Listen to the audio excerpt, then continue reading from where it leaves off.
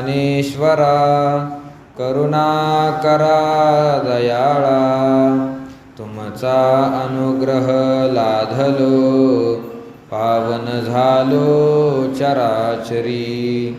मी कळा कुसरी काहीच नेने, बोलतो वचने अति भाविका, तुमचा अनुग्रह लाधलो, पावन झालो चराचरी. एका जनार्दनी तुमचा दास, त्याची आस पुरवावी, तुमचा अनुग्रह लाधलो, पावन झालो चराचरी. या श्री जगदीश्वराचे प्रेम एथ दिसतसे निरुपम, कैसे पार्थे येणे सर्वोत्तम पुण्य केले. विश्वमाऊली ज्ञानोबाराय. भगवंत आणि अर्जुन यांचं नातं कसं आहे, कोणतं नातं आहे, यांचं एकमेकाविषयी प्रेम कसं आहे, याचं दिग्दर्शन करत आहे. चौथ्या अध्यायाच्या प्रारंभी आपण चिंतन करत आहोत आणि ते करत असताना आपण पाहिलेलं आहे की 10 ओव्यामध्ये ज्ञानोबारायांनी काय सांगितलं. कालपर्यंत या चौथ्या अध्यायाच्या 10 ओव्यांचं आपण चिंतन केलेलं आहे. काय सांगितलं ज्ञानोबारायांनी? ज्ञानोबारायांनी सांगितलं गीतेचं वर्णन, गीतेचा विषय, गीतेचा वक्ता आणि गीतेचा श्रोता, याचं वर्णन केलं. त्यानंतर श्रोत्यांचं कसं पुण्य आहे, जपतप श्रोत्यांचे कसे फळाला आलेले आहे ते सांगितलं. ते सांडून नंतर मग भगवान अर्जुनावर कसं प्रेमाने बोलत आहेत, अर्जुनासोबत अर्जुन कसा भाग्यवान आहे याचं वर्णन ज्ञानोबारायांनी केलं. आणि ते सांगत असताना ज्ञानोबाराय म्हणतात, हा श्रीकृष्ण परमात्मा अर्जुनाला ते ज्ञान सांगत आहे, ते गुह्य ज्ञान सांगत आहे जे बाकीच्या कोणालाही सांगितलं नाही. याचंही आपण चिंतन केलं. ज्ञानोबारायांनी ओव्या लिहिलेल्या आहे. जे न सांगेची पितया वसुदेवाशी, जे न सांगेची माते देवकीशी, जे न सांगेची बंधू बळीभद्राशी, ते गुह्य अर्जुनेशी बोलत. देवी लक्ष्मी एवढी जवळीक, तेही न देखे या प्रेमाचे सुख, आजी श्रीकृष्ण प्रेमाचे बिक, या तेची आथी. सनकादिकांची आशा, वाढिन्नल्या कीर बहुवसा, परित्याही येणे माने अशा येतीचे ना. आपले पिता असणारे वसुदेव त्यांना सांगितलं नाही, आई असणारी देवकी माता तिलाही सांगितलं नाही, आपला भाऊ असणारा बळीराम दादा त्यालाही सांगितलं नाही. त्याच्याही पुढं आपली जी पत्नी आहे लक्ष्मी आईसाहेब, लक्ष्मीला सुद्धा ते गुह्य ज्ञान सांगितलं नाही. आपले जे इतर भक्त आहे सनकादिक, त्या सनकादिकांनाही ते गुह्य ज्ञान सांगितलं नाही. अशा प्रकारचं गुह्य ज्ञान अर्जुनाला सांगत आहे. कशावरून, का सांगत आहे अर्जुनाला? कारण अर्जुनाच्या ठिकाणी भगवंताचं प्रेम होतं, अतिशय प्रेम होतं. ते अतिशय प्रेम असल्यामुळे काय होतं, कसा व्यवहार चुकतो, ह्याही आपण काल चिंतन केलेलं आहे. किती प्रेम आहे. ज्ञानोबाराय म्हणतात, या श्री जगदीश्वराचे प्रेम एथ दिसतसे निरुपम, कैसे पार्थे येणे सर्वोत्तम पुण्य केले. या श्री जगदीश्वराचं अर्जुनाच्या ठिकाणी प्रेम दिसत आहे. श्री जगदीश्वर शब्द वापरला. श्री म्हणजे लक्ष्मी, लक्ष्मीचा पती आहे. आणि जगदीश्वर, जगदीश्वर संपूर्ण जगाचा ईश्वर असणारा श्रीकृष्ण परमात्मा, संपूर्ण जगाचा ईश्वर आहे देव. देव म्हणजे कोणा एका जिल्ह्याचा खासदार नाही, कोणा तालुक्याचा आमदार नाही, कोणा देशाचा राष्ट्रपती नाही. संपूर्ण जगावर देवाची सत्ता आहे. संपूर्ण जगावर म्हणजे फक्त पृथ्वीवर नाही. पृथ्वी म्हणजे या विश्वामधला एक थोडासा भाग आहे, छोटासा भाग आहे. विश्व फार मोठं आहे. त्यामध्ये स्वर्गलोक आहे, मृत्यूलोक आहे, पाताळ लोक आहे, स्थूल दृष्टीने, सूक्ष्म दृष्टीने परत त्याच्यामध्ये 7 प्रकार पाडले. खाली 7 पाताळ आहे, 7 प्रकारचे स्वर्ग आहे. फार मोठा विस्तार आहे ब्रह्मांडाचा. अनंत ब्रह्मांडे उदरी हरिहा बालक नंदा घरी. अनंत ब्रह्मांड त्याच्या उदरामध्ये आहे, पोटामध्ये आहे. पोटामध्ये जगाची सत्ता, त्याची जगावर सत्ता आहे भगवंताची. जगावर म्हणजे फक्त चेतनावर नाही, जडावर सुद्धा त्याची सत्ता आहे. आपण चिंतन केलं. वृक्षाचेही पाने हले ज्याची सत्ता, राहिली अहंता मग कोठे. मिया बोलविल्या वेद बोले, मिया चालविल्या सूर्य चाले, मिया हलविल्या प्राण हले, जो जगाते चाळिता. भगवान सांगतात वेद एवढा बोलतो. कोणाच्या सत्तेने बोलतो? माझ्या सत्तेने. मिया बोलविल्या, मी त्याच्याकडून बोलून घेतो म्हणून वेद बोलतो. सूर्याशी चालणे माझी असत्य. सूर्य सकाळी सकाळी उगवतो, संध्याकाळी परत मावळतो, परत दुसऱ्या दिवशी उगवतो, परत मावळतो. रविवारी सुद्धा सुट्टी नाही, दररोज ड्युटी सुरू आहे. कोणाच्या सत्तेने आहे? भगवंताच्या सत्तेने आहे. सूर्याशी चालणे माझी असत्य. वायू आहे ज्याच्यावर आपण जगतो, श्वासोच्छ्वास घेतो, तोही कोणाच्या सत्तेने आहे? त्याच्याच सत्तेने आहे. या जगदीश्वराचे प्रेम येथ दिसतसे निरूपम. भगवान सांगतात, ज्ञानोबा सांगतात, जगाचा जो ईश्वर आहे, जगाची सत्ता ज्याच्याकडे आहे असा असणारा भगवान श्रीकृष्ण परमात्मा, तर त्या श्रीकृष्ण परमात्म्याचं प्रेम येथ दिसतसे निरूपम, या अर्जुनाच्या ठिकाणी दिसत आहे. ते प्रेम कसं आहे त्याला एक विशेषण वापरलं, निरूपम. निरूपम प्रेम आहे. निरूपम म्हणजे ज्याला कशाचीही उपमा देता येत नाही त्याला म्हणायचं निरूपम. कशाचीच उपमा देता येत नाही त्याला निरूपम म्हणायचं. देवाचंही वर्णन करत असताना सर्व संतांनी असंच केलं की देवाला कशाचीही उपमा देता येत नाही. अनुपम्य मनोहर कासे शोभे पितांबर. देव कसा आहे हो? अनुपम्य आहे. कोणासारखा आहे देव? कोणासारखाच नाही. तो का म्हणे नव्हे अनिका सारिखा, तोची माझा सखा पांडुरंग. जो अनिका सारिखा नव्हे, दुसऱ्या कोणासारखाच जो नाही, तो पांडुरंग आहे. उपमा देता येत नाही त्याला कशाचीच नाही. पंढरपूरचं वर्णन करत असताना सुद्धा असंच म्हटले, अनुपम्य इची थोरी मही क्षेत्र. काय? अनुपम्य इची थोरी महाक्षेत्र महीवरी. या पृथ्वीवर सगळ्यात मोठं क्षेत्र आहे पंढरपूर. कसं आहे? अनुपम्य. दुसऱ्याची उपमा देता येत नाही. पंढरपूर कोणत्या क्षेत्रासारखं आहे? कोणत्याच क्षेत्रासारखं नाही.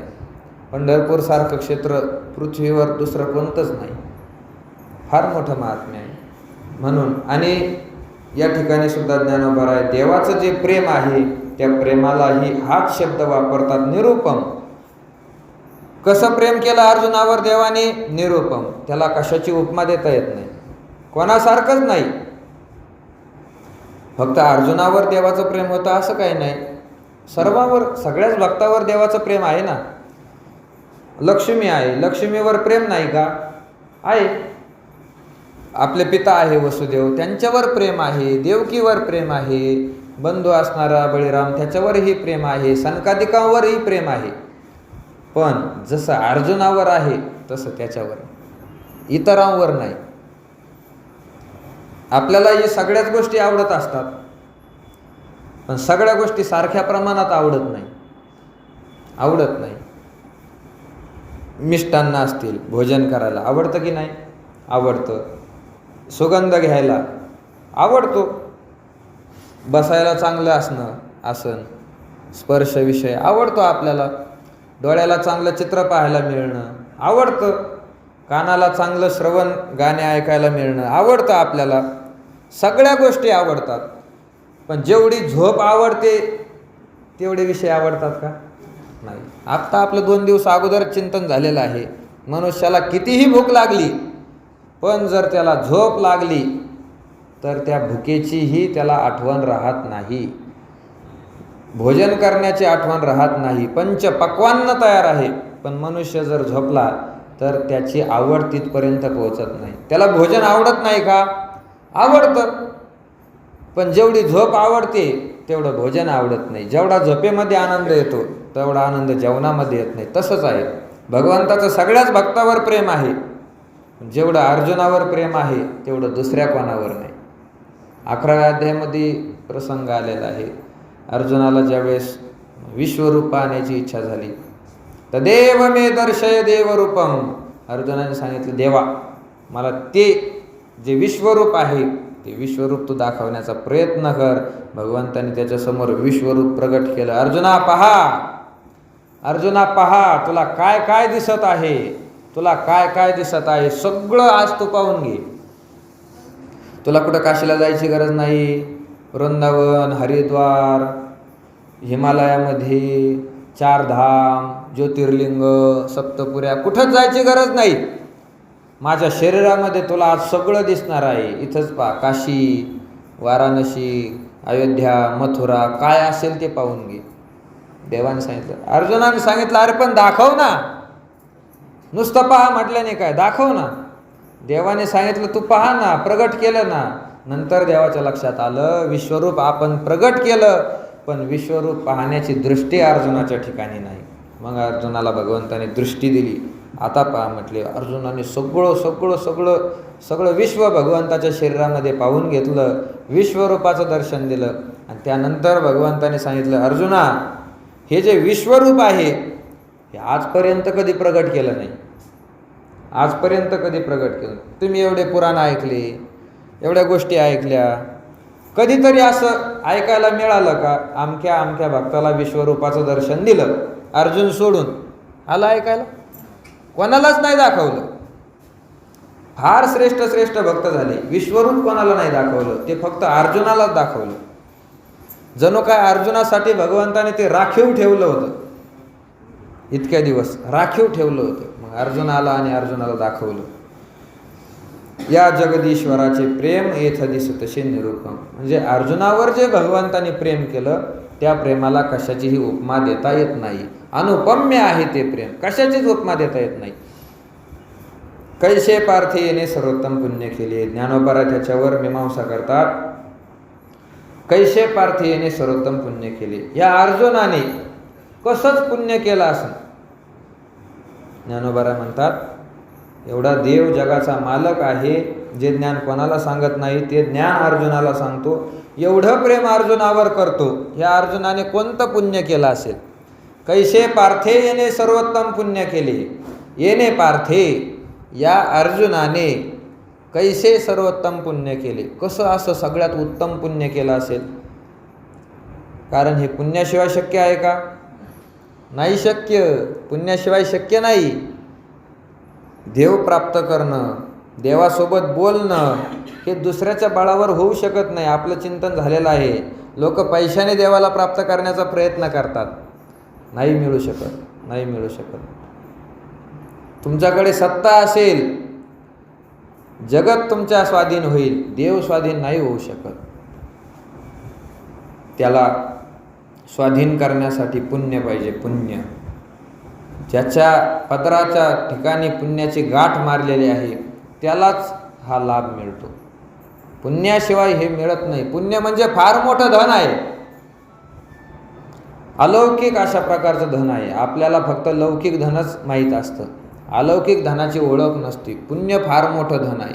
फार मोठं म्हणजे ज्याला आपण धन म्हणतो त्या पैशापेक्षाही कितीतरी पटीने श्रेष्ठ पुण्य आहे. पैशापेक्षा कितीतरी पटीने श्रेष्ठ. आपल्याला फक्त पैशालाच धन म्हणण्याची सवय असते. पैसा म्हणजे धन आहे का? धन नाही. धन खरं आहे पुण्य. पुण्य अविनाशी धन आहे. आपण जेवढं काही धन कमावलं ते धन आपल्या बरोबर येणार आहे का, की पुण्य बरोबर येणार आहे? याच्यासाठी प्रवचन पाहिजे का? हे कोणाला पण कळतं, कोणी पण सांगू शकतो. आपल्यासोबत धन येणार नाही, आपल्यासोबत काय येणार आहे? पुण्य येणार आहे. कोणी पण सांगू शकतो. तरी पण आपण धन मिळवण्याकरता प्रयत्न करतो की पुण्य मिळवण्याकरता? माहित तर सगळं आहे, आपल्याकडे म्हण आहे ना, कळतं वळत नाही. कळतं हो सगळं, पण वळत नाही. सगळं कळतं. एवढे आज्ञाने थोडंच आहे आपण. रोज आपण काकडा म्हणतो, रोज हरिपाठ म्हणतो, लटिका व्यवहार, सर्व हा संसार वाया येरझार हरिविन म्हणतो की नाही? म्हणतो. नुसतं म्हणतो आपण, त्याच्यामधलं गांभीर्य घेत नाही. नुसतं म्हणण्याला किंमत नाही, त्याच्यातलं गांभीर्य सुद्धा आपल्याला कळालं पाहिजे. म्हणून आपल्यासोबत येणारं फार मोठं धन आहे पुण्य. जे काही पुण्य केलं असेल त्या पुण्याची आणि आपली कोणीच ताटातूट करू शकत नाही. कोणीच नाही. धनाची ना आपली ताटातूट होऊ शकते. चोर आला, चोरी केली, राहिलं का धन जवळ? गेलं धन. चोर त्याची चोरी करू शकतो.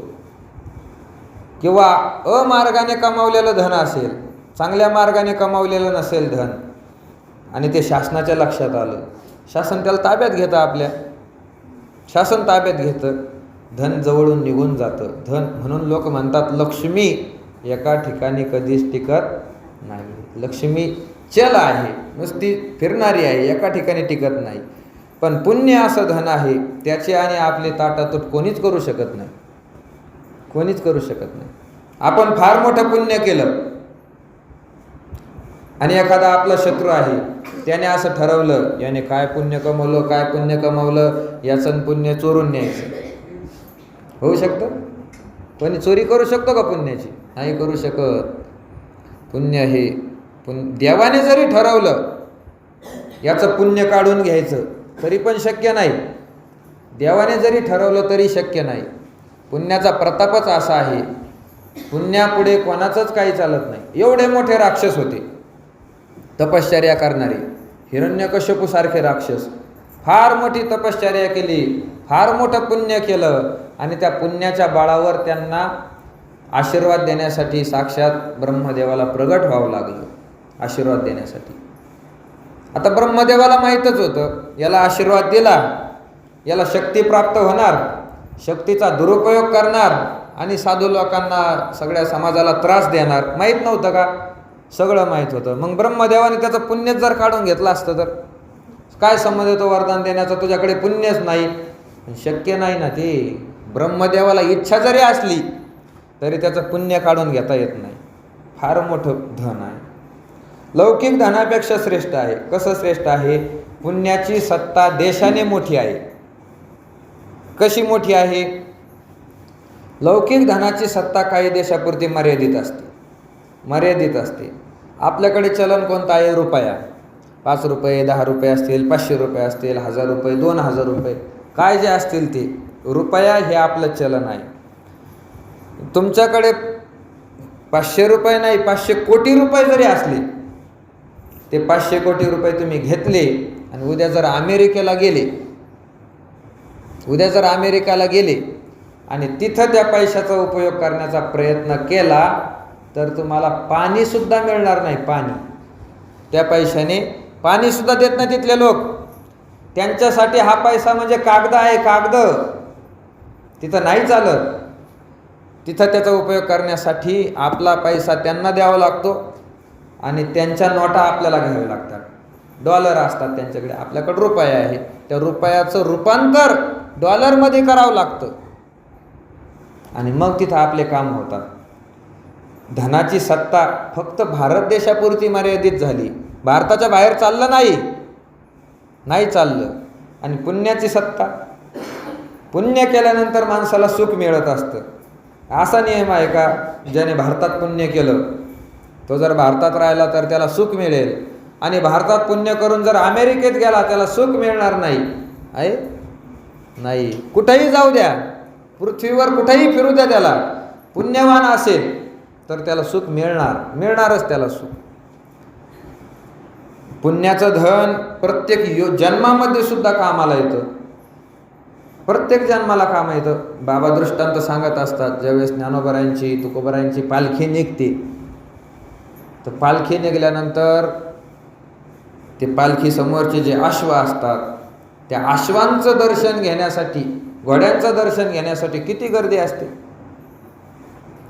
काय वेळेस ते चंगराचंगरी होऊन लोक मरतात त्याच्यामध्ये. पण घोड्याचं दर्शन घेण्यासाठी एवढी गर्दी आहे. आता घोडा म्हणजे काय? नीच योनी आहे, मनुष्यापेक्षा खालीच आहे ना, नीच योनी आहे घोडा, पशु आहे. तरी सुद्धा त्याचं दर्शन घेण्यासाठी लोक का प्रयत्न करतात? ते त्याचं पुण्य आहे. एवढा मान कमवण्याचं त्याचं पुण्य आहे. त्याने पहिल्या जन्मामध्ये पुण्य कमवून ठेवलं, म्हणून तो आता घोडा जरी झाला तरी लोक त्याच्या दर्शनाला येतात.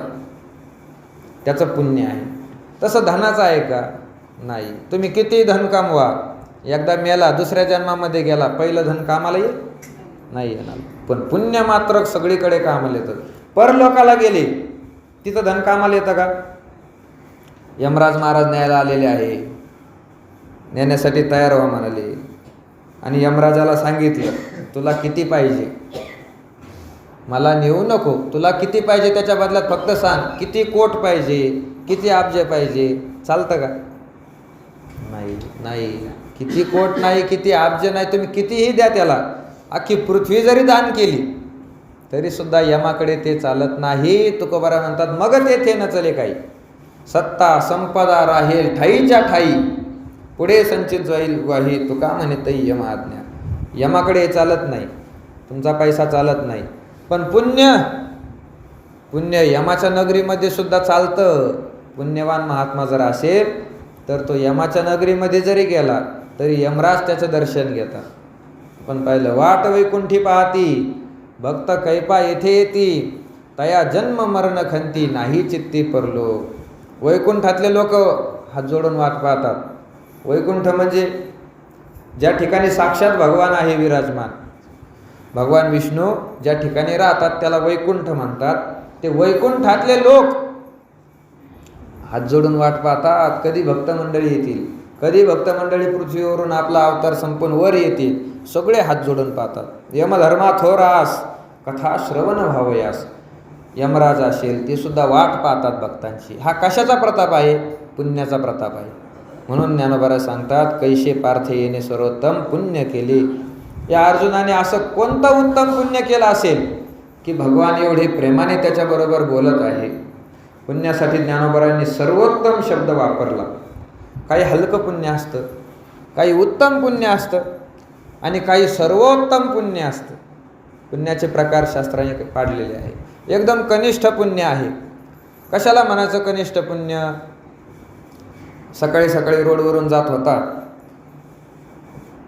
दुसरा एक जण त्याने आवाज दिला, चला म्हटले चहा प्यायला जाऊ.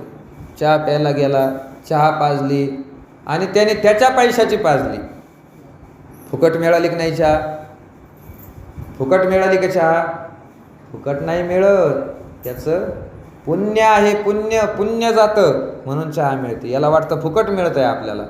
तर असं फुकट मिळणं हे कनिष्ठ पुण्य आहे. कनिष्ठ थोडंफार मिळणं, कोणी चहा पाजली, कोणी जेवण दिलं, कोणी वस्त्र दिले, हे कनिष्ठ पुण्य आहे. कनिष्ठ, असं कनिष्ठ फळ देणारं पुण्य, त्याला कनिष्ठ पुण्य. काही उत्तम पुण्य असतं. उत्तम पुण्य कशाला म्हणायचं? ज्या पुण्याने स्वर्गाची प्राप्ती होते किंवा पितृलोकाला जातो, ब्रह्मदेवाच्या सत्य लोकाला जातो किंवा वैकुंठाला जातो, असं जे पुण्य आहे त्या पुण्याला म्हणायचं उत्तम पुण्य. आणि त्याच्याही पेक्षा श्रेष्ठ पुण्य आहे सर्वोत्तम पुण्य. सर्वोत्तम पुण्य कोणतं आहे? जे अर्जुनाने केलं होतं, जे केल्यानंतर साक्षात भगवान परमात्मा आपल्यासाठी अवतार धारण करील आणि आपल्याबरोबर पृथ्वी तलावर येऊन आपल्यासोबत चर्चा करील, गप्पा मारील. तर ते ज्या पुण्याने घडतं ते पुण्य आहे सर्वोत्तम पुण्य. म्हणून ज्ञानोबा म्हणतात, कैसे पार्थे येणे सर्वोत्तम पुण्य केले. अर्जुनाने असं कोणतं पुण्य केलं असेल की एवढ्या जगाचा मालक असणारा परमात्मा अर्जुनासोबत प्रेमाने बोलत आहे. हो का जयाची प्रीती, अमूर्त हा आला व्यक्ती, मज एकवंकी याची स्थिती आवडत असे. ज्ञानोबा म्हणतात हो का, किंवा असं झालेलं आहे, जयाची प्रीती हा अमूर्त व्यक्ती आला, ज्याच्या प्रेमामुळे अमूर्त असणारा भगवान परमात्मा व्यक्ती म्हणजे व्यक्त झालेला आहे, अवताराला आलेला आहे. भगवंताचं वास्तविक स्वरूप जर पाहिलं तर ते अमूर्त आहे. अमूर्त द्वावेव ब्रह्मणो रूपे मूर्तंचा मूर्तमेवच. भगवंताचे दोन रूप आहे, एक मूर्त आहे आणि दुसरं अमूर्त रूप आहे. त्यालाच आपण साध्या भाषेमध्ये सगुण आणि निर्गुण म्हणतो. निर्गुण जे आहे ते भगवंताचं वास्तव स्वरूप आहे.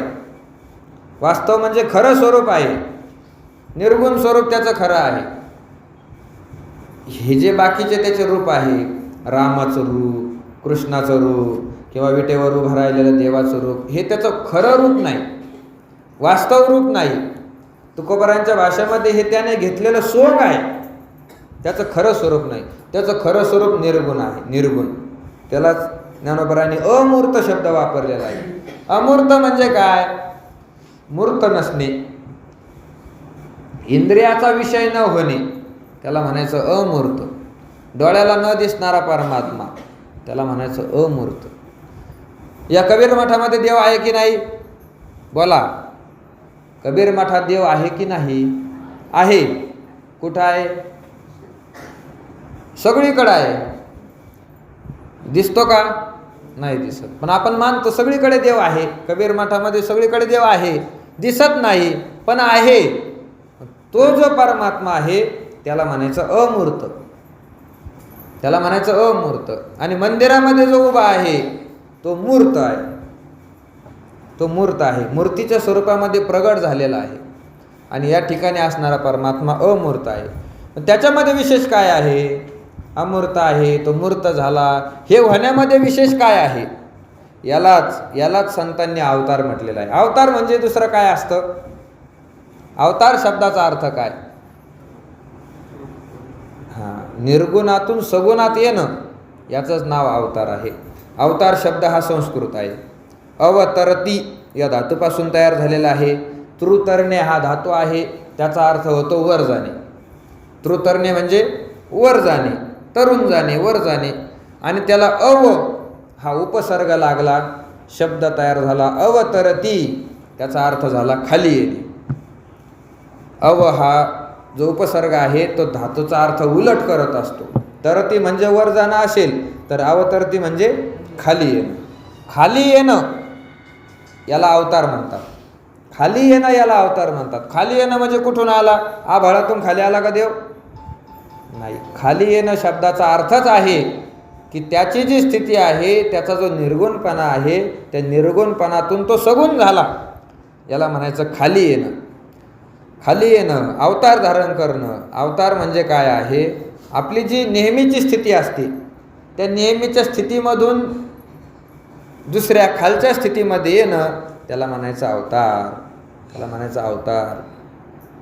सकाळ सकाळची वेळ आहे, मुलाला शाळेत नेऊन सोडायचं, आणि मग ते आईला कौतुक असतं की आपला मुलगा चांगला दिसला पाहिजे. मग आपली आई त्याला हाताने आंघोळ घालते, साबण लावून चांगली चकफक आंघोळ घालणार, धुतलेले पांढरे शुभ्र कपडे त्याच्या अंगावर घालणार, चांगलं त्याला भोजन तयार करून डबा भरून देणार. आपल्या हाताने त्याला जवळ शाळा असेल तर शाळेपर्यंत किंवा जिथं गाडी येते गाडीपर्यंत नेऊन सोडणार, सुंदर तयार करून देते त्याची आई. आणि ते लेकराला काय कळत असतं? सुंदरपणा, कसं राहायचं, टापटीप राहायचं. लहान लेकराला कळत असतं का? ते लहान लेकराला कळत नाही. मोठ्या माणसाला कळतं कसं राहायचं, कुठं बसायचं, कसे कपडे घालायचे, हे मोठ्याला कळत असतं, लहान लेकराला कळत नाही. मग ते लहान लेकरू दिवसभर शाळेत फिरतं, कुठं बसतं, कुठं लोळतं, पोरासोबत खेळतं. मग ते खेळता खेळता सगळे कपडे खराब होतात, भरून जातात, चिखल लागतो, माती लागते, मळून जातात कपडे दिवसभरामध्ये. आणि मग परत ती शाळेतून येताना गाडीमधून येतं लेकरू, आणि त्याची आई त्याला तिथं आणायला अगोदर हजर असते, 10-5 मिनटं अगोदर. त्याची आई प्रवचनासारखं थोडी उशीर 4ला प्रवचन 4:30ला घरून निघाली, तसं थोडी असतं. 4ला जर येणार असेल तर त्याची आई 3:45लाच तिथं हजर होते, कारण त्याच्या आईचं त्याच्याविषयी प्रेम असतं. प्रेमामुळे ती लवकर जाऊन बसते. कधी कधी गाडी लवकर येऊ शकते, काय अडचण आहे असं वाटतं ना. आता ज्यांचं प्रवचनावर प्रेम असतं मग ते थोडं लवकर येतात, काही जे नाईलाजाने येतात मग त्यांचं चालतं हळूहळू. मग ते गाडी येते, गाडीतून मग एक एक एक एक मुलगा खाली उतरतो. आईचं लक्ष तिच्या मुलाकडं असतं.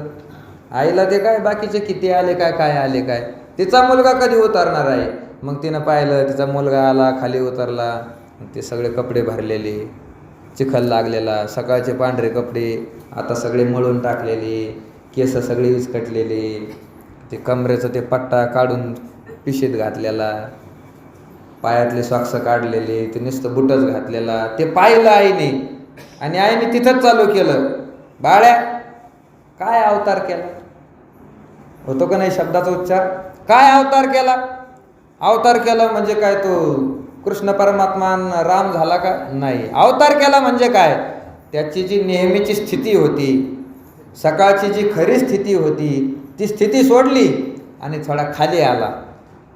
जो सुंदर होता तो कुरूप झाला, जो चांगला शुद्ध स्वच्छ होता तो थोडा मळाला.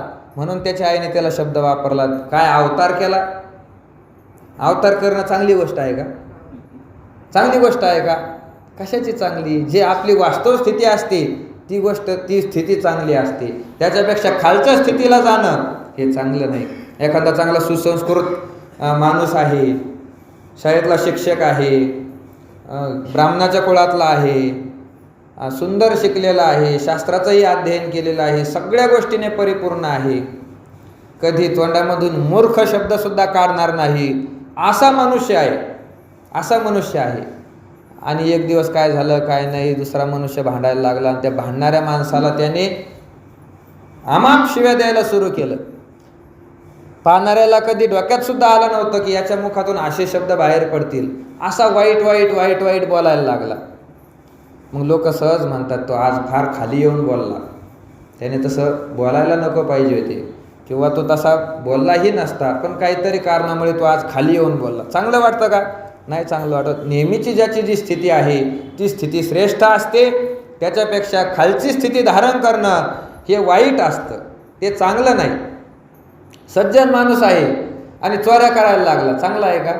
नाही. त्याची सज्जनता ही नेहमीची स्थिती आहे आणि चोऱ्या करणं ही खालची स्थिती आहे, ते चांगलं वाटत नाही, नाही वाटत चांगलं. कीर्तनकार आहे, सुंदर कीर्तनाचं अभंग घेतो, निरूपण करतो, सुंदर आहे सगळं, आणि मग कीर्तन सुटलं का पॅन्ट शर्ट घालतो, चांगलं वाटतं का? चांगलं वाटतं का?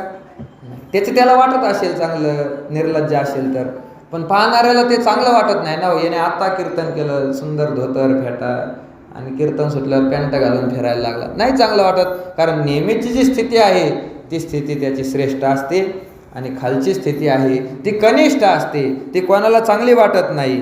पण या ठिकाणी देवाने सुद्धा अवतार धारण केलं. आपण मानतो तो उत्सव, कृष्ण जन्माष्टमी, रामनवमी, भगवंताच्या जन्माचे जे उत्सव आहे ते आपण साजरे करतो. आपल्याला ते फार मोठं वाटतं, पण ते काय फार मोठं काम नाही. भगवंताचा अवतार होणं, कृष्ण अवताराला आणि राम अवताराला आला, हे चांगली गोष्ट नाही तेवढी, ते आपल्याला चांगलं वाटतं. का चांगलं नाही? कारण त्याने त्याची मूळची जी स्थिती आहे ती स्थिती सोडून दिली आणि तो खालच्या स्थितीला आलेला आहे, खालच्या स्थितीला आलेला आहे. ज्याचा जन्म होत नाही तो श्रेष्ठ आहे की ज्याचा जन्म होतो तो श्रेष्ठ आहे? कोण श्रेष्ठ आहे? हां, सगळे दुःखाचं कारणच जन्म आहे. सर्दी कोणाला होते? जो जन्मालाच आला नाही त्याला सर्दी होणार का? नाही. जन्माला आल्यावर सर्दी आहे. मुलगा बोलत नाही त्याचं दुःख आहे. कोणाला दुःख आहे? जो जन्मालाच आला नाही त्याला? नाही. मरणाचं दुःख जो जन्मालाच आला नाही त्याला आहे का? जन्मणाऱ्यालाच हे सगळे दुःख आहे. म्हणजे जन्म न होणं हे जन्मापेक्षा श्रेष्ठ आहे, जन्म होणं हे कनिष्ठ आहे. तसंच आहे महाराज, कधीच जन्माला न येणारा भगवान परमात्मा आहे, त्याचा कधी जन्मच होत नाही. तो सुद्धा शरीराला आला, त्याने शरीर धारण केलं. शरीर नसणं हे चांगलं आहे. सगळे शास्त्र सांगतात. एवढं जे आपण खटपट करतो, जेवढं प्रवचन ऐकायचं, कीर्तन ऐकायचे, कथा ऐकायचे, कशासाठी? या शरीराचा संबंध तोडण्यासाठी करायचंय. एक दिवस आपल्याला हे शरीराचा संबंध सोडायचा आहे आणि देवाने शरीराचा संबंध धारण केला. ज्याला कधी गरजच नाही शरीराला येण्याची, तो सुद्धा आज शरीराला आला. कोणामुळे आला? अर्जुनामुळे. हो का जयाची आकृती अमूर्त हा आला व्यक्ती मज एक वंकी याची स्थिती आवडत असे. ज्ञानोबा म्हणतात मला या ठिकाणी फार वाईट वाटत आहे. असं वाटत आहे की ज्याच्या प्रेमामुळे हा भगवान परमात्मा अमूर्त असून व्यक्त झालेला आहे. वास्तविक त्याचा कधी जन्म होत नाही, निर्गुण आहे. त्याला हातही नाही, त्याला पायही नाही, डोळे नाही, कोणतेच इंद्रिय त्याच्या ठिकाणी नाही, त्याला रंग नाही कोणता, त्याला रूपही नाही, काहीच नाही त्याच्या ठिकाणी. अर्जुना जेच काहीच नाही तो प्रकृतीचा भरता मी पाहि. ज्याच्या ठिकाणी काहीच नाही तो मी आहे. देवाचं लक्षणच आहे, ज्याच्या ठिकाणी काहीच नाही तो देव आहे. प्रकृती त्याच्या ठिकाणी नाही, त्याच्या ठिकाणी पंचमहाभूत नाही, त्याच्या ठिकाणी शरीर नाही, त्याच्या ठिकाणी शरीरातलं जे अंतकरण आहे ते अंतकरण नाही, अंतकरणातले जे धर्म आहे ते धर्मही त्याच्या ठिकाणी नाही, असा मोकळा आहे. म्हणून तर ज्ञानोबांनी वर्णन केलेलं आहे, देव या ठिकाणी जो आला तो कसा आलेला आहे? उघडा आलेला आहे. उघडा नेनो ब्रह्ममार्ग चुकले, उघडे पंढरपुरा आले, भक्ते पुंडलिके देखिले, उभे केले विटेवरी. हे ब्रह्म मार्ग चुकलं आणि पंढरपूरला आलं. पंढरपूरला कसं आलं? उघडे, कपडे घालून नाही आलं. उघडं शब्दाचा अर्थ काय? कपडे घालून नाही आला असा आहे का? उघडं म्हणजे ज्याच्या ठिकाणी काहीच नाही, न धोत्रम, न पात्रम, न तांब्या, न वाटी, काहीच नाही त्याच्या ठिकाणी. तो असा परमात्मा आलेला आहे. म्हणजे त्याची स्थिती निर्गुण अवस्था आहे. ती निर्गुण अवस्था त्याने दिली सोडून. याच्याही पुढे त्याची जी अवस्था आहे ती अवस्था सुखरूप आहे. निर्गुणामध्ये सुख आहे, ती सुखाची अवस्था सुद्धा देवाने सोडून दिली आणि कुठं आला? दुःखाच्या अवस्थेमध्ये. आपली सुखाची अवस्था देवाने सोडलीच नसती, रामरूपाने अवतार धारण केलाच नसता तर वनातलं दुःख देवाला मिळालं असतं का? काहीच संबंध नव्हता. चांगला आरामामध्ये होता ना, ते सोडून दिलं, वनामध्ये हिंडायला लागला, दुःख प्राप्त केलं. कृष्ण अवतारामध्ये तरी काय? जर स्थिती सोडलीच नसती तर कृष्ण अवतारामध्ये जे दुःख प्राप्त झालं ते भोगावं लागलं असतं. काहीच जन्म झाला आणि एका तासामध्ये, अर्धा तासामध्ये आई वडिलाला सोडून जावं लागलं. आहे की नाही? दुःख सोडून जावं लागलं. तिथं 10-15 वर्षाचं झाल्यानंतर परत त्या आई वडिलाला पण सोडून द्यावं लागलं. ते सगळ्या गवळणी, गोपिका सगळ्याला सोडून द्यावं लागलं ना. केवढं दुःख आहे. पण याने अवतारच धारण केला नसता तर एवढं दुःखाचा काही संबंध होता का? नाही. पण त्याने ते सुख सगळं सोडून दिलं, इथं दुःखाच्या अवस्थेमध्ये आला. म्हणून ज्ञानोबा म्हणतात अमूर्त हा आला व्यक्ती. याच्यावरून काय सिद्ध होतं? याच्यावरून प्रेम सिद्ध होतं. प्रेम सिद्ध होतं याच्यावरून. 2 मित्र आहेत आणि 2 मित्र असताना एका मित्राचे कपडे खराब झाले, पाऊस आला म्हणून त्याने ते कपडे धुतलेले पावसामुळे वाळलेच नाही, सगळं खरं आहे. दुसऱ्या दिवशी त्याला घालायला आता चांगले कपडे राहिले नाही, मळके कपडे आहेत. त्याचाच दुसरा मित्र आहे आणि दुसऱ्या मित्राकडे 2 कपडे आहे, एक चांगला आहे, एक मळालेला आहे. त्याचा मित्र कसा आहे, त्या मित्राचं प्रेम किती आहे हे याच्यावरून ओळखू येतं. तो आपल्या त्या मित्राला कोणता कपडा देणार. आपल्याकडे 2 कपडे आहेत, एक मळालेला आहे आणि एक चांगला धुतलेला आहे. दुसऱ्या मित्राकडे चांगला कपडा नाही घालायला, मग त्याला तो मळका कपडा देणार आहे की चांगला कपडा देणार आहे याच्यावरून तो कसा आहे लक्षात येतो. जर त्याने त्याला चांगला कपडा घालायला दिला आणि आपण स्वतः मळका कपडा घालायला दिला, याच्यावरून काय सिद्ध होतं? त्याचं त्याच्या ठिकाणी प्रेम आहे, काहीतरी मनामध्ये त्याच्या ठिकाणी प्रेम आहे, माया वाटते, तो आपला असल्यासारखं वाटतं की नाही? वाटतं. बाप असेल, आपण फाटके कपडे घालतो आणि मुलाला चांगले कपडे देतो, चांगले कपडे. आई असेल, आई चांगलं चुंगलं करून खाते का रोज घरी? नाही. जसं असेल तसं. रात्रीचं शिळं उरलं तर शिळं खाणार, पण मुलांना चांगलं देणार खायला. याच्यावरून प्रेम लक्षात येतं. आपण वाईट अवस्था स्वीकार करू, पण आपला जो संबंधी आहे त्याला आपण आनंद देण्याचा प्रयत्न करू, याच्यावरून प्रेम लक्षात येतं. देवाने त्याचा आनंद सोडून दिला, त्याची जी स्थिती होती दिली सोडून आणि दुःखामध्ये आला. कोणासाठी आला? अर्जुनासाठी आला. अर्जुनाला सुख द्यायचं होतं अर्जुनाची संगती करायची होती म्हणून त्याने आपली स्थिती सोडून दिली आणि त्याच्या स्थितीमध्ये आला. याचं कारणच आहे, कारण संगती जी होत असते ती सारख्या स्थितीमध्ये होत असते. विषम स्थितीची संगती कधीच घडत नाही. एक फार श्रीमंत आहे, दुसरा फार गरीब आहे, त्यांची मित्रता कधीच होऊ शकत नाही होत. त्याच्यासाठी स्थिती सारखी असावी लागते. एकतर याला श्रीमंत व्हावं लागेल किंवा त्याला त्याची श्रीमंती सोडून याच्याकडे यावं लागेल, तेव्हा सारखी स्थिती होत असते, तेव्हा सारखी स्थिती होते. म्हणून आहे आता अर्जुन त्याची स्थिती सोडू शकत नाही, मग भगवंताने आपली स्थिती सोडली, आनंदाचा संबंध सोडून दिला. अमूर्त असणारा परमात्मा मूर्तीमध्ये आला, अवतार धारण केला, खाली आला आणि याच्यावरून अर्जुनाचं प्रेम सिद्ध होतं. होका याची आकृती अमूर्त हा आला व्यक्ती, मज एकवंकी याची स्थिती आवडत असे. ज्ञानोबा म्हणतात मला यांची स्थिती एकवंकी, एक स्वरूप दिसत आहे, एक स्वरूप. अर्जुन आणि कृष्ण वेगळा नाही. जो कृष्ण आहे तोच अर्जुन आहे, जो अर्जुन आहे तोच कृष्ण आहे, अशी मला त्यांची स्थिती आज सारखी दिसत आहे. मज एकवंकी याची स्थिती आवडत असे. मागच्या अवतारामध्ये हे दोघं नरनारायण होते, म्हणून मला यांची स्थिती सारखी दिसत आहे. आवडत असे, आवडत असे शब्दाचा अर्थ होतो मला तसं वाटतं. एरवी हा योगिया नाडळे, वेदार्थाशी नाकळे, जेथ ध्यानाचे हे डोळे पावती ना. त्या ठिकाणी त्याची दुर्लभता सांगितलेली आहे. देव कसा आहे हो? एरवी हा योगिया नाडळे.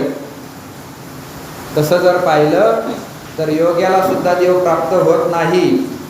योगियांच्या ध्यानी ध्याता नातुडशी, तो आम्हापाशी मागे पुढे.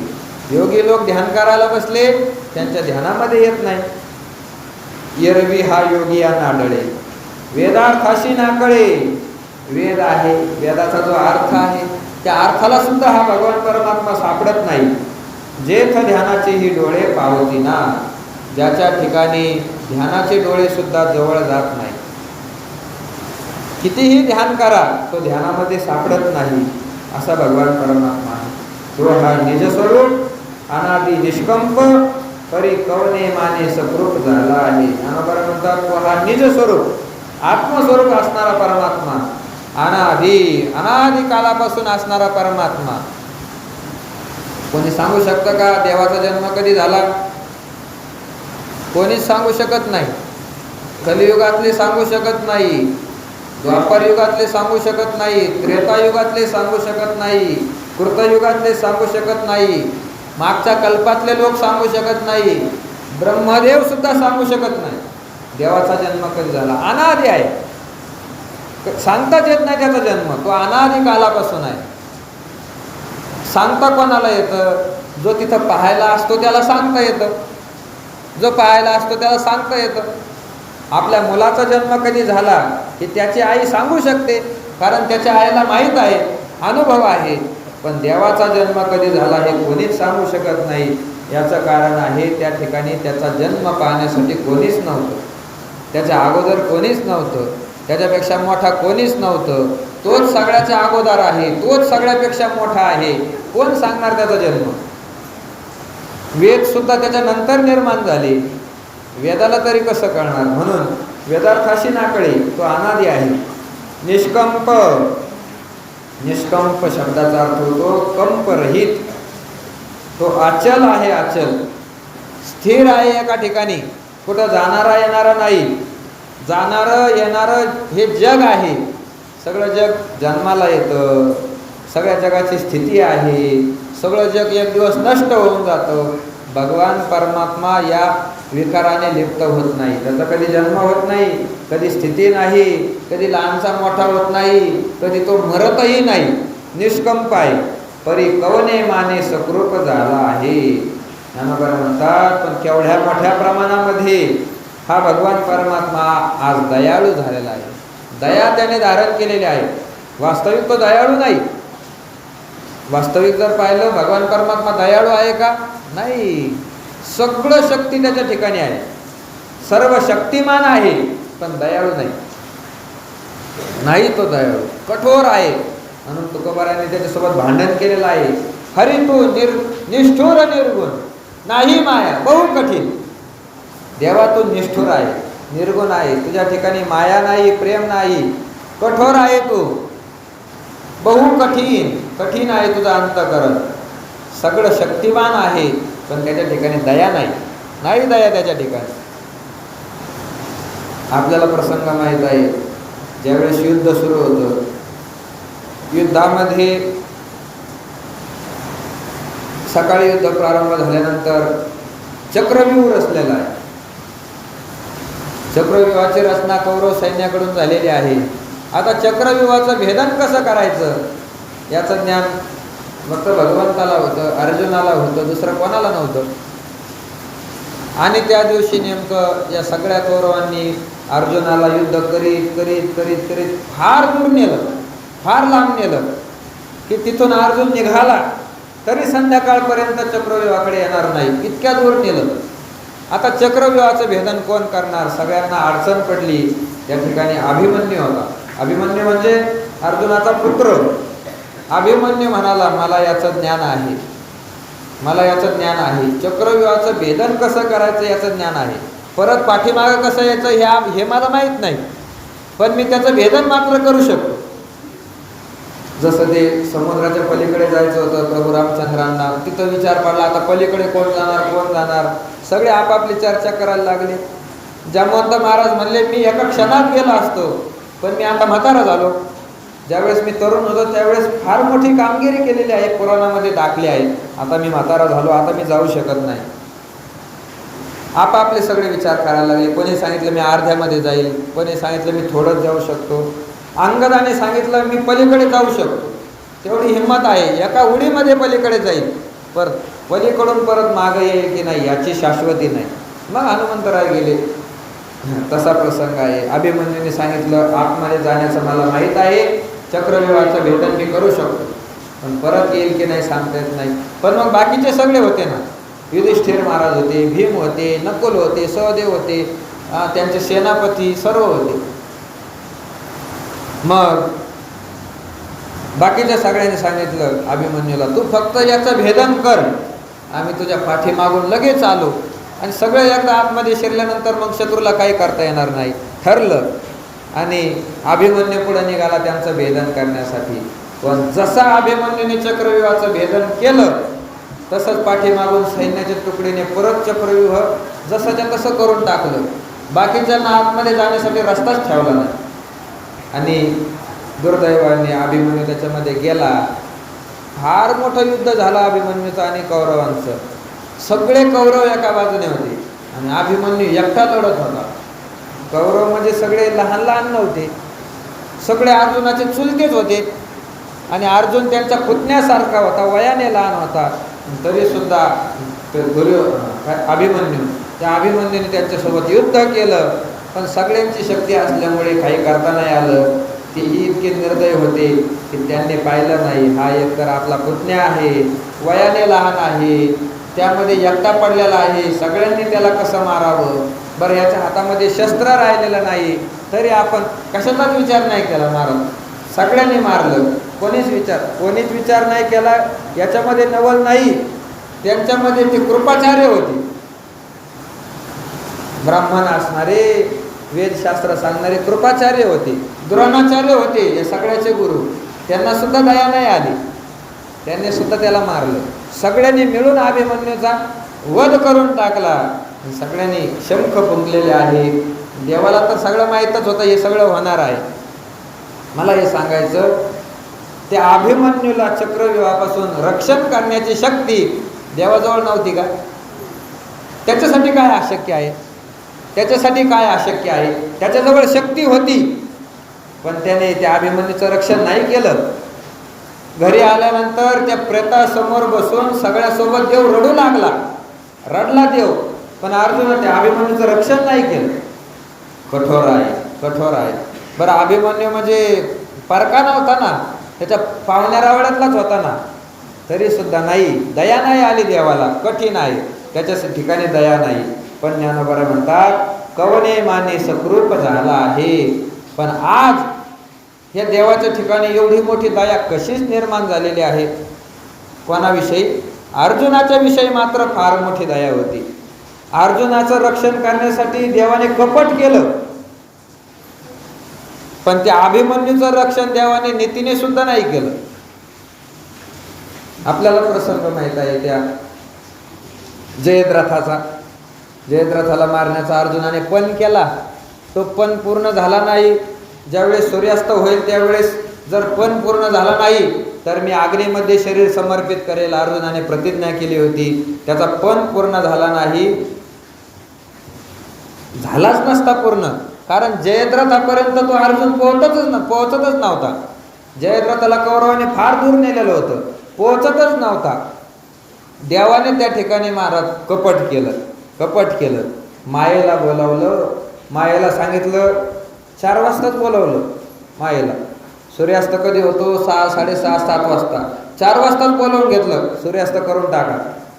ते मायेने सांगितलं सूर्यास्त केलं रे, अर्जुन मरण ना तिथं. ते बाकीचं ते डोकं जास्त लावायचं नाही, जे सांगितलं तेवढं करायचं, सूर्यास्त करून टाका. मायेला काय आज्ञा मिळाली. झाकला सूर्य मायेने, सूर्यास्त झाला आणि सगळ्याला आनंद झाला. आता जयद्रथ वाचला, सूर्यास्त झालेला आहे आणि अर्जुनाची प्रतिज्ञा अर्जुनाला पूर्ण करावी लागेल. अर्जुनाला अग्नीमध्ये शरीर समर्पित करावं लागेल. आनंद झाला, नाचायला लागली सगळे. बाकीच्याने सांगितलं जयद्रथाला तू जाऊ नको. शकुनीने पण सांगितलं होतं. शकुनी म्हणाला होतं हे श्रीकृष्ण आहे ना, ते कपटी आहे, जोपर्यंत ते अर्जुन तिथं मरत नाही तोपर्यंत तू जाऊ नको. पण हे मूर्ख सगळे, यांना काय आहे, यांना वाटलं आता सूर्यास्त झाला, आपण आता विजयी झालो. जयद्रथ म्हणाला माझा शत्रू मरत आहे, ते मला डोळ्याने पाहायचं. सगळ्यांनी उचललं जयद्रथाला, खांद्यावर घेतलं. जयद्रथ महाराज की जय, जयद्रथ महाराज की जय, आणलं तिथं. अर्जुनाने लगेच अग्नी पेटवला, चिता तयार झालेली आहे. अर्जुनाने त्या अग्नीला नमस्कार केला, सांगितलं माझी प्रतिज्ञा पूर्ण झाली नाही, मला तुम्ही तुमच्यामध्ये समर्पित करून घ्या. प्रदक्षिणा मारली. पण देव असा हुशार होता. त्याने अगोदरच सांगितलं अर्जुना तू क्षत्रिय आहे आणि क्षत्रियाने मोठ्या अंतकरणाने शरीर समर्पित करायचं. त्या अर्जुनाला त्या अग्नीला अगोदर प्रदक्षिणा घाल, पण प्रदक्षिणा घालताना अशी नाही घालायची, तू क्षत्रिय आहे. क्षत्रियाने धनुष्यबाण जोडायचा आणि धनुष्यबाण जोडून प्रदक्षिणा, त्याला माहित होतं ना की याला झाकून ठेवतील, बाण काढूस्तोवर मारूस्तोवर. असं केलं आणि अर्जुनाने प्रदक्षिणा पूर्ण केली. आता शरीर समर्पित करणार. देवाने लगेच खणवलं मायेला, घ्या काढून आता आपला पडदा, करा सूर्य उघडा. काढून घेतलं, सूर्य उघडा झाला. देवाने सांगितलं अर्जुना थांब, तिकडं सूर्य आहे आणि इकडं हा जयद्रथ आहे, बाण तयार आहे, मार. याने सगळे त्याला डोक्यावरच घेतलेलं होतं, वरच्या वरच त्याचं मडकं उडवलं. कपट केलं की नाही? अर्जुनाच्या नीतीने तो मरतच नव्हता, अर्जुनाला त्या दिवशी मरावं लागला असतो. कपट केलं देवाने, सूर्य झाकला, परत उघडा केला आणि कपटाने त्या जयद्रथाला मारलं. कशासाठी केलं? जयद्रथाला मारण्यासाठी नाही केलं, अर्जुनाला वाचवण्यासाठी केलं. त्याला माहित होतं अर्जुन वाचला म्हणजे जयद्रथ कधी मारणारच आहे. अर्जुनाला वाचवण्यासाठी केलं. अभिमन्यूला नीतीने सुद्धा वाचवलं नाही, पण जयद्रथ अर्जुनाला वाचवण्यासाठी कपट वापरलं. ही त्याची दया आहे. फक्त अर्जुनासाठीच त्याची दया होती, दुसऱ्यासाठी नाही. ज्ञानोबा तेच म्हणतात, तो जो हा निज स्वरूप अनादि निष्कंप मूळ स्वरूपातला आहे, अनादि कालापासून आहे, निष्कंप आहे, परी कवने माने सकृप झाला आहे. पण काय असंच आज घडलं, केवढी याच्या ठिकाणी दया निर्माण झाली कळत नाही. कृपावंत झालेला आहे. हा त्रैलोक्य पटाची घडी, आकाराची पैल थडी, कैसा याची आवडी आवरला असे, अवतरला असे. ज्ञानोबा म्हणतात हा त्रैलोक्य पटाची घडी आहे. त्रैलोक्य म्हणजे स्वर्गलोक, मृत्यूलोक आणि पाताळलोक. हे एक वस्त्र आहे फार मोठं, आणि त्या वस्त्राची घडी म्हणजे भगवान परमात्मा आहे. हा त्रैलोक्य पटाची घडी, आकाराची पैल थडी. जो आकार आहे त्या आकाराचा शेवटचा काठ म्हणजे भगवान परमात्मा आहे. आकार कुठपर्यंत आहे? देवापर्यंत आहे. देवापर्यंत आहे. देवाच्या पलीकडे दुसरा आकार नाही, कारण आकार फक्त विश्वाला आहे आणि जगतामध्ये 2च तत्व आहे, एक जग आहे आणि दुसरा देव आहे. आकार देवाला नाही, जगाला आहे. जगाच्या पलीकडे आकार नाही, जगाच्या पलीकडे फक्त देव आहे. म्हणून ज्ञानोबा म्हणतात हा आकाराची पैल थडी. देव आकाराची शेवटची बाजू आहे पण कैसा याची आवडी अवतरला असे. पण अर्जुनाच्या ठिकाणी याचं कसंच प्रेम आहे. याने त्या आकाराची पहिलं थडी, त्रैलोक्यपटाची घडी, अनादी आहे, निष्कंप आहे, मूळ स्वरूप आहे, सुख स्वरूप आहे, सत्स्वरूप आहे, निर्गुण स्वरूप आहे, नुसता त्याच्या ठिकाणी आनंद आहे, दुःखाचा संबंध नाही, या सगळी स्थिती त्याने सगळं सुख सोडून दिलं. आणि कैसा याची आवडी अवतरला अशी. याच्या प्रेमाने कसा याने अवतार धारण केला आणि कसा या ठिकाणी रणांगणामध्ये याला गीता सांगायला लागला, गुह्य ज्ञान सांगायला लागला. ज्ञानोबा म्हणतात कैसा, हे कसं झालं आपल्याला काही कळत नाही, पण असं झालं हे नक्की आहे. हे त्याच्या प्रेमावरून या ठिकाणी दिसत आहे. असं या 4थ्या अध्यायाच्या 15व्या ओळीपर्यंत आज आपण चिंतन केलेलं आहे. आपली वेळ संपून पुढे गेलेली आहे. पण काय पावसामध्ये कोण जाणार आहे म्हणून थोडं 5 मिनिटं शिल्लक घेतलं. आता तुम्ही सकाळी लवकर येतच 4 वाजता लवकर येत नाही, मग नंतर घेण्याला काय हरकत आहे, 5 मिनिटाला काय. वेळेचा आपण संसार करताना विचार करतो का? वेळेचा कधी करतो का विचार? नाही करत. का? असं ठरलेलं आहे, जेवढं काम 5 वाजेपर्यंत होईल तेवढंच करायचं, 5 वाजता शेतातून घरी निघायचं. असं असतं का? 5 नाही 6 वाजू द्या, अंधार पडू द्या, काय होऊ द्या, तेवढं काम पूर्ण केल्याशिवाय जायचं नाही हे आपण ठरवलेलं असतं. परमार्थात कसं नुसतं वेळेवर थांबायचं. ठीक आहे, वेळेला किंमत दिली पाहिजे, पण मग आता पाऊस चालू आहे, एरवी कोणाला जाता येत नाही म्हणून थोडं घेतलं. इथपर्यंत आपलं चिंतन झालेलं आहे. उद्या पुढचं चिंतन करण्याचा आपण प्रयत्न करू. उद्यापासून 4थ्या अध्यायाला म्हणजे गीतेच्या 4थ्या अध्यायाला प्रारंभ होत आहे. ज्ञानेश्वरीचा तर झाला सुरू, पण उद्या गीतेचा अध्याय सुरू होणार आहे, कारण उद्या पहिल्या श्लोकाला प्रारंभ आहे. तेव्हा उद्या पुढचं चिंतन करण्याचा आपण प्रयत्न करू. आपली वेळ संपली आहे. कुंडली गौर